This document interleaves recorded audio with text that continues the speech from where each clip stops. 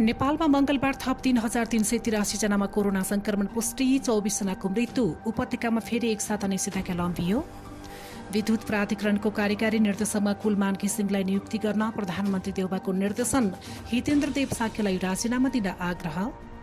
नक्कली परीक्षार्थी मार्फत प्रहरीको लिखित परीक्षा दिएको आरोपमा सुदूरपश्चिम प्रदेशमा 5 जना पक्राउ। मध्यपश्चिम विश्वविद्यालयको परीक्षा अनिश्चित। दुवै देशका सैनिकबीच सञ्चार गर्न भारत र चीनद्वारा उत्तरी सिक्किममा हटलाइन स्थापना। 24 रुसी कूटनीतिज्ञलाई देश छोड्न अमेरिकी आदेश। र पूर्व कप्तान पारस खड्काद्वारा अन्तर्राष्ट्रिय क्रिकेटबाट सन्यासको घोषणा। एन्फा विवादको छानबिन गर्न राखेपाद्वारा समिति गठन। नमस्कार, दाक्सो टिभीको अफिसियल युट्युब मार्फत प्रसारण भइरहेको दिनभरको मुख्य खबरमा स्वागत छ। म गोमा परियार। हामी हरेक दिन तपाईँ माझ ताजा बुलेटिन लिएर उपस्थित भइरहेका छौँ। हाम्रो ताजा बुलेटिन सुन्न र हेर्नको लागि दाक्सो टिभीको अफिसियल युट्युब च्यानललाई सब्स्क्राइब गरी बेल आइकन थिच्न नबिर्सनुहोला। अब खबर विस्तारमा। नेपालमा मंगलबार थप 3,383 जनामा कोरोना संक्रमण पुष्टि भएको छ। स्वास्थ्य तथा जनसंख्या मन्त्रालयका अनुसार मंगलबार थप 24 जनाको मृत्यु भएको छ भने 1,994 जना निको भएका छन्।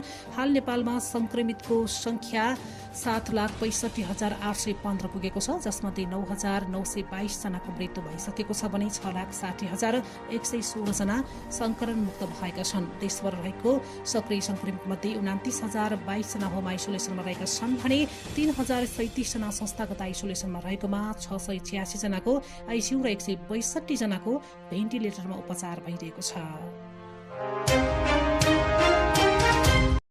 काठमाडौँ उपत्यकामा 7 दिन निषेधाज्ञा थपिएको छ। मंगलबार काठमाडौँका 3 जिल्ला प्रमुखको बसेको बैठकले थप 7 दिन निषेधाज्ञा लम्ब्याउने निर्णय गरेको हो। पहिलेकै निर्णयहरूलाई कडाई गर्दै थप 1 हप्ता निषेधाज्ञा थपिएको छ। हालसम्म सबै प्रकारका सभा सम्मेलन, party palace, cinema hall, restaurant, dance bar, दोहोरी, शैक्षिक संस्था लगायत बढी भीड़भाड़ हुने ठाउँ बन्द रहेका छन्। निषेधाज्ञा खुल्लो भएसँगै औषधि तथा स्वास्थ्य सामग्रीका पसल बाहेक अरू पसल तथा व्यवसाय साँझ 7 बजेसम्म मात्रै सञ्चालन हुँदै आएका छन्। यस्तै रेस्टुरेन्ट तथा फास्ट फूड, अनलाइन अर्डर र टेक अवेका सेवाहरू पनि साँझ 7 बजेसम्म मात्रै सञ्चालन गर्न पाइने आदेशमा उल्लेख गरिएको छ। यस्तै मंगलबार मात्रै पछिल्लो समय कोरोना संक्रमण बढ्दै गएको भन्दै भीड़भाड़ जन्य क्रियाकलाप नगर्न प्रशासन कार्यालयले आग्रह गरेको छ। प्रमुख जिल्ला अधिकारी कालीप्रसाद पराजुलीले एक सूचना जारी गर्दै संक्रमणको उच्च जोखिम यथावत रहेकाले सभा सम्मेलन, धरना, जुलुस, गोष्ठी, र्याली जस्ता गतिविधि नगर्न आग्रह गर्नुभएको छ। सरकारले नेपाल विद्युत प्राधिकरणका कार्यकारी निर्देशक हितेन्द्र देव साक्यलाई राजीनामा दिन निर्देशन दिएको छ। मंगलबार प्रधानमन्त्री शेरबहादुर देउबाको उपस्थितिमा जलस्रोत, ऊर्जा तथा सिंचाई मन्त्री पम्पा भूषालले अहिलेसम्मको कार्य सम्पादन पनि सन्तोषजनक नभएकाले पदबाट हटेर सहयोग गर्न साक्यसँग आग्रह गरेको स्रोतले बताएको छ। उहाँले कार्यभार सम्हालेदेखि प्राधिकरणको नाफा दोब्बरले घटेको छ, जसका कारण नै राजीनामा मागिएको स्रोतले बताएको छ। ऊर्जा मन्त्रीले प्राधिकरणको वर्तमान व्यवस्थापनप्रति असन्तुष्टि व्यक्त गर्दा राजीनामा माग्नु भएको हो, स्रोतले भनेको छ। यस्तै प्राधिकरणमा कुलमान घिसिङलाई नियुक्ति गर्न प्रधानमन्त्री देउबाले ठाडो निर्देशन दिनुभएको छ। आवश्यक प्रक्रिया पूरा गरेर घिसिङलाई प्राधिकरणको कार्यकारी निर्देशक नियुक्ति गर्न भूषाललाई निर्देशन दिएको देउबाको सचिवालयले जनाएको छ। झण्डै 1 वर्ष अघि कार्यकाल पूरा भएपछि तत्कालीन केपी शर्मा ओली सरकारले हितेन्द्र देव साक्यलाई प्राधिकरणको कार्यकारी बनाएर लगेको थियो। उहाँको काम सन्तोषजनक नभएको ठहरसहित देउबा सरकारले उहाँलाई हटाउने तयारी थालेको छ। गृहमन्त्री बालकृष्ण खाडले दार्चुला घटनाबारे गठित समितिको प्रतिवेदन आउने बित्तिकै आवश्यक कदम चाल्न सरकार दृढ रहेको प्रतिबद्धता व्यक्त गर्नुभएको छ।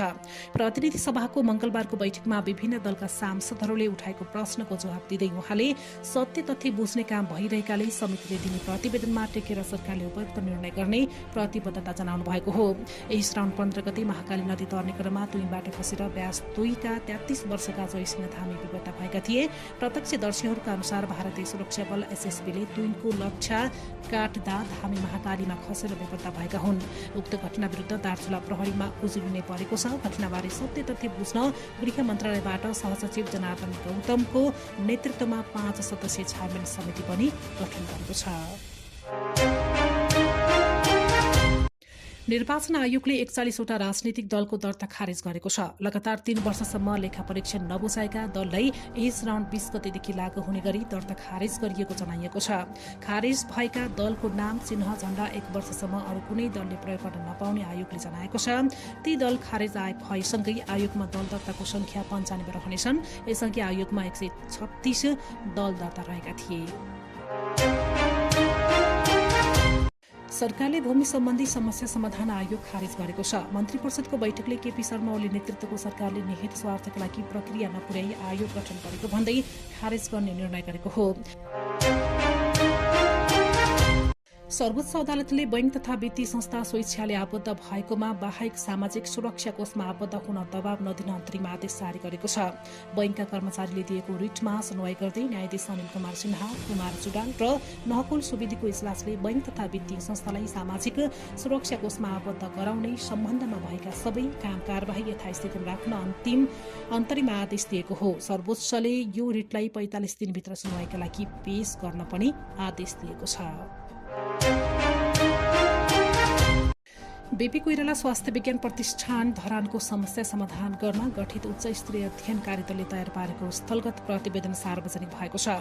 कार्यदलले स्थलगत अध्ययनका क्रममा प्रतिष्ठानको आमदानी घट्दै गएको, शैक्षिक स्तर क्रमशः खस्कदै गएको, प्रतिष्ठानमा आर्थिक अनियमितता बढ्दै गएको, प्राज्ञिक क्षेत्र तथा कर्मचारीको वृद्धि विकास रोकिएको, स्वायत्त तथा हस्तक्षेप हुन थालेको, पदाधिकारी बीच असमझदारी बढेको लगायतको समस्या देखिएको उल्लेख गरेको छ।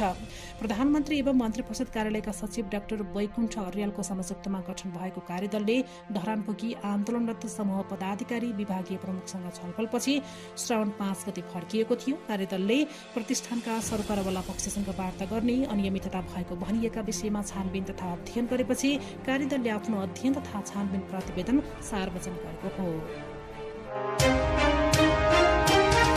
होटल व्यवसायीले नेपालमा पर्यटक आउन तयार रहेको भन्दै खोप अभियान तीव्र बनाउन माग गरेका छन्। नवनियुक्त स्वास्थ्य तथा जनसङ्ख्या राज्य मन्त्री उमेश श्रेष्ठलाई भेट्दै व्यवसायीले यस्तो माग गरेका हुन्। हानिकी अध्यक्ष सूर्जना प्राणाले कोरोनाको महामारीबाट बिस्तारै आन्तरिक पर्यटन मार्फत चलायमान हुन थालेको पर्यटन व्यवसायी चुकाउन समेत खोप अत्यावश्यक भएको बताउनु भएको छ।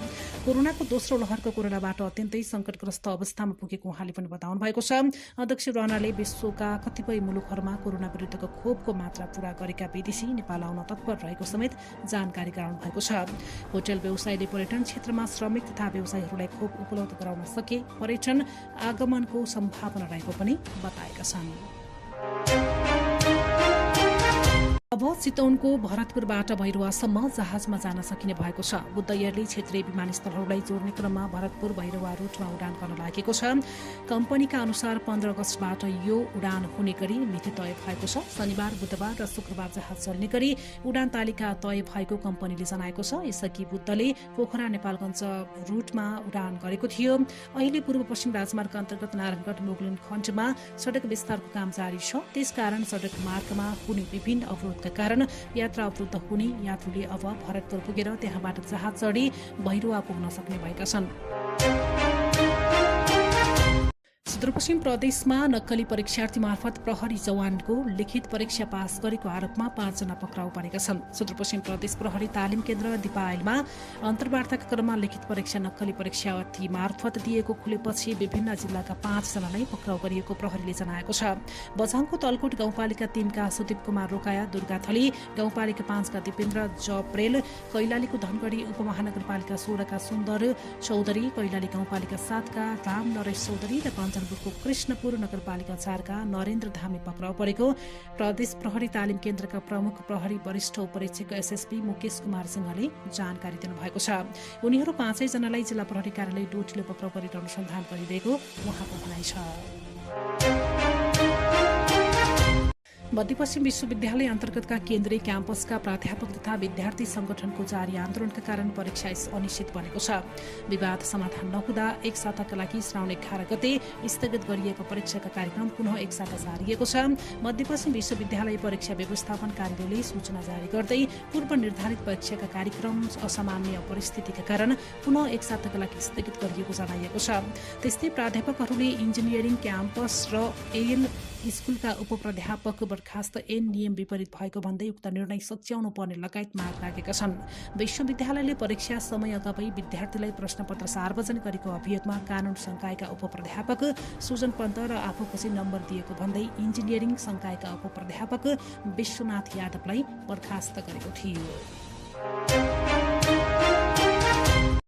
शेयर कारोबार मापक नेप्से परिसूचक मंगलबार हालसम्मकै उच्च बिन्दुमा पुगेको छ। बिहान कारोबार सुरु भएसँगै नेप्से परिसूचक बढ्न थालेको थियो। कारोबार सुरु भएको 9 मिनेटमा नै नेप्से परिसूचक बढेर 3100 बिन्दु लागेको थियो। यो नेपाली शेयर बजारको इतिहासकै उच्च अङ्क हो। तीव्र उतार चढावका बीच नेप्से परिसूचक 2:22 3106.96 अङ्कमा पुगेको थियो। नेप्सेमा कारोबार हुने अधिकांश समूहगत सब इन्डेक्सहरू पनि बढेर हरियो देखिएका छन्।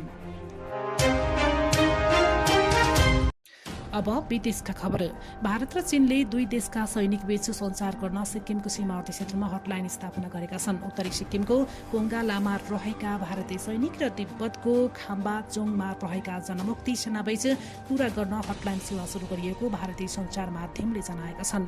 यस्तै अमेरिकी सरकारले 24 रुसी कूटनीतिज्ञलाई देश छोड्न आदेश दिएको छ।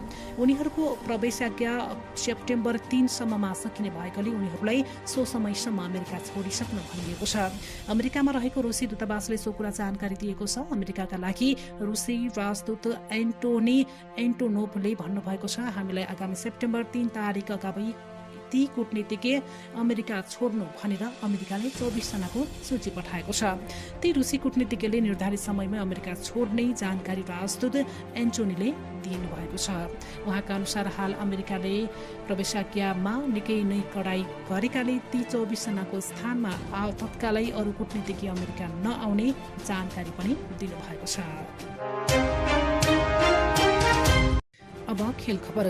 नेपाली राष्ट्रिय क्रिकेट टोलीका पूर्व कप्तान पारस खड्काले अन्तर्राष्ट्रिय क्रिकेटबाट सन्यासको घोषणा गर्नुभएको छ। मंगलबार एक विज्ञप्ति निकालेर खड्काले अन्तर्राष्ट्रिय क्रिकेटबाट सन्यास लिएको घोषणा गर्नुभएको हो। सम्पूर्ण नेपाली क्रिकेटका समर्थक र सरकारवालाप्रति कृतज्ञता व्यक्त गर्दै अन्तर्राष्ट्रिय क्रिकेटबाट सन्यास लिने निर्णय गरेको विज्ञप्तिमा उल्लेख छ। साथै खड्काले नेपालका लागि खेल्नु आफ्नो जीवनको सर्वश्रेष्ठ उपलब्धि रहेको पनि बताउनु भएको छ। र राष्ट्रिय खेलकुद परिषद राखेपले अखिल नेपाल फुटबल संघ एन्फा विवादको छानबिन गर्न समिति गठन गरेको छ। राखेपको कार्यकारी समितिको बैठकले बोर्ड सदस्य पुरेन्द्र विक्रम लाखेको संयुक्तमा मंगलबार 7 सदस्यीय समिति गठन गरेको छ। समितिमा रेणुका नगरकोटी, सुवर्ण श्रेष्ठ, चन्द्र वन्दना राई, अर्जुन विक, नारायण अर्याल र सरोज पोखरेल सदस्य रहेका छन्। अवस्था अहिलेको लागि मुख्य खबर सकियो। भोलि फेरि मुख्य खबरका साथमा उपस्थित हुनेछौँ। बिदा दिनुहोस्। नमस्कार।